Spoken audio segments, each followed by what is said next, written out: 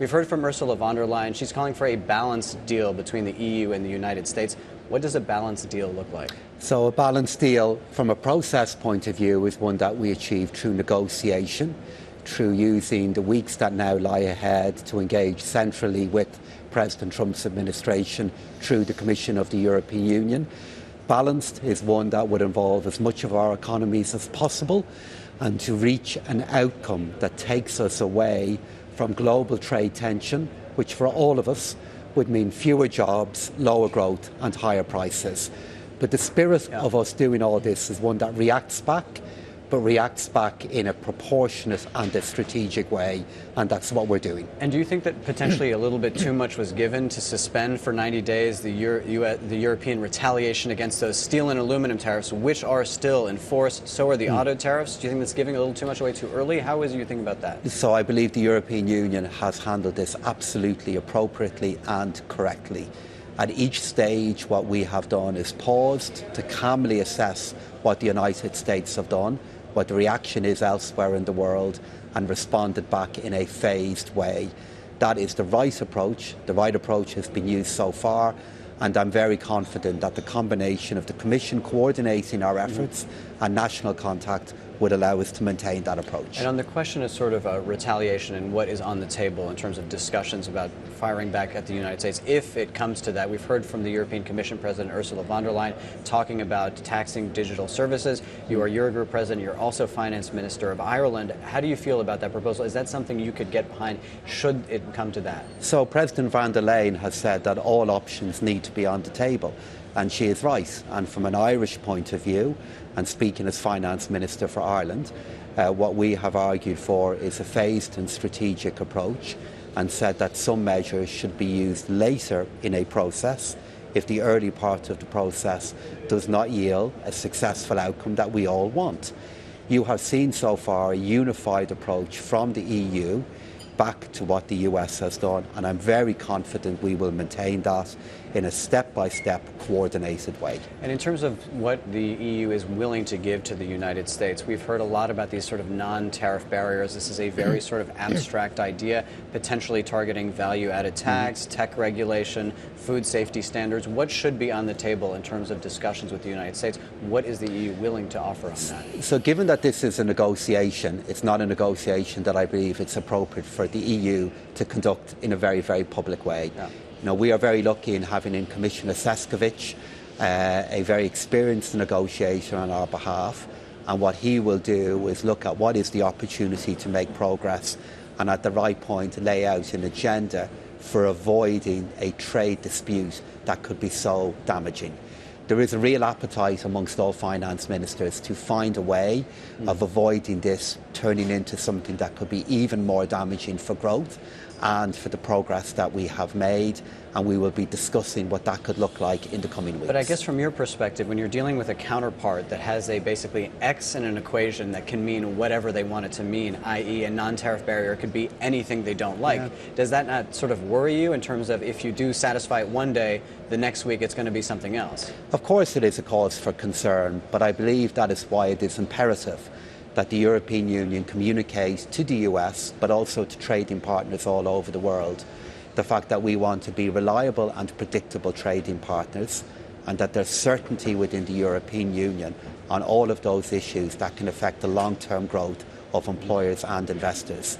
It really is up to President Trump and to the US for them to determine how they want to negotiate, what their priorities are. But the EU is a long-term, stable, predictable trading partner and a place in which long-term investments can work. And getting to the question of evaluation, trying to evaluate the impact on the European economy, can you get your arms around at all the measures that are currently in place, what the impact is going to be on Europe? What are the chances now of a European recession? What is the impact on inflation? Of course, it's an excellent question, and if you look at where we are at the moment, we are seeing stable growth still within the euro area. We were expecting for this year to see growth in excess of 1% on average. And what will now happen is the Commission later on in May will publish their assessment of what the latest trade difficulties could do to national and euro area economic growth. With everything that is going on at the moment, it is very difficult, as you can expect, to put figures against it for now. But it is obvious that global trade difficulty will affect the growth of all of the key trading blocks within the world, and the euro area will be no different. But thankfully, we have a record number of people at work. We have a stable budgetary framework within the euro area, and we will be using that to help buttress our economies in the time ahead. And do you think that the European Union and Europe more broadly should be thinking about this as treating it slightly more like a crisis, where you have sort of extraordinary measures to support business, to support workers, potentially suspending certain rules, say, on state aid? So we're already considering this in a very, very urgent way, but we also need to think about it in terms of the opportunity that it affords us. We've had, as your viewers will know, many different projects that we've been working on for some time within the European Union that need to be now approached with a higher degree of urgency, which we are doing.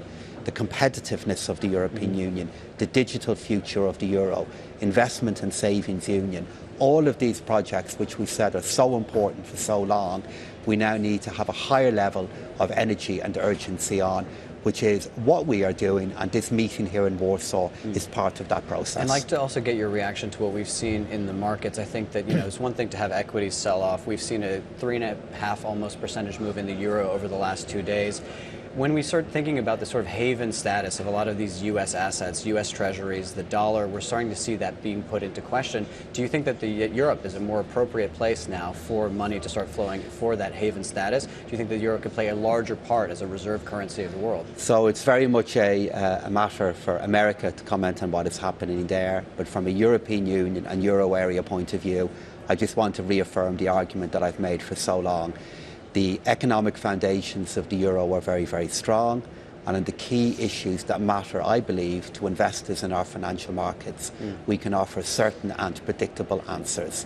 And it is now our responsibility to deepen that certainty, deepen that predictability, and deepen our economic foundations as the world begins to shift. And as the market sort of grasps for havens, particularly bond havens, is this potentially a moment to issue joint debt from the European Union? Well, we already have joint debt from the European Union. But new debt from, say, to back defence? Spending? Well, this is the kind of discussion that is taking place at the moment. But we have in the next generation EU that debt, which is commonly issued on our behalf by the European Union, that has by and large been well received by financial markets.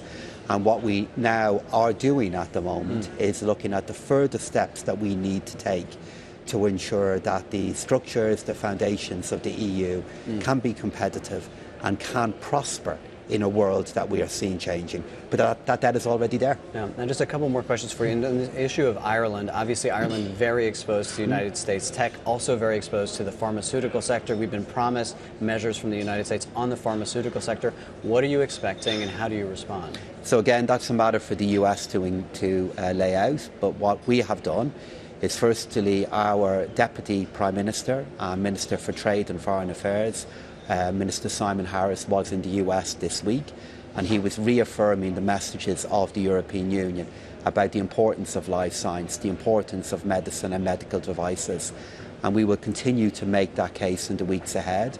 In terms of the Irish impact of all of this, with what we know at the moment, it is an outlook of lower growth, fewer jobs being created in the future, but still a high level of jobs being maintained in the Irish economy.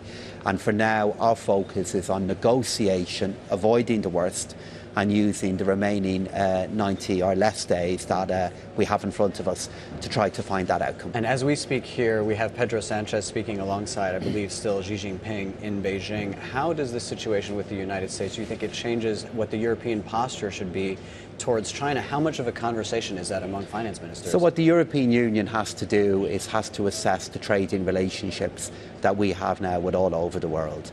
Our overwhelming preference at the moment is to de-escalate where we are with the United States of America. It is a trading relationship worth around €4 billion per day. What we want to do is can we de-escalate this, find a new outcome, a better place than we are today. But then as we are doing that, we have to assess the trading relationships that we have elsewhere and see what opportunities are there in general for diversification and new trade. Do you think a failure to negotiate that with the United States would push Europe closer to China? So I'm not thinking about failure at the moment. What we have to think about is how we find a success. Our position towards China has always been to view them as a competitor in some areas, as a country that looks to compete in many other areas, and also to approach that relationship in a structured way.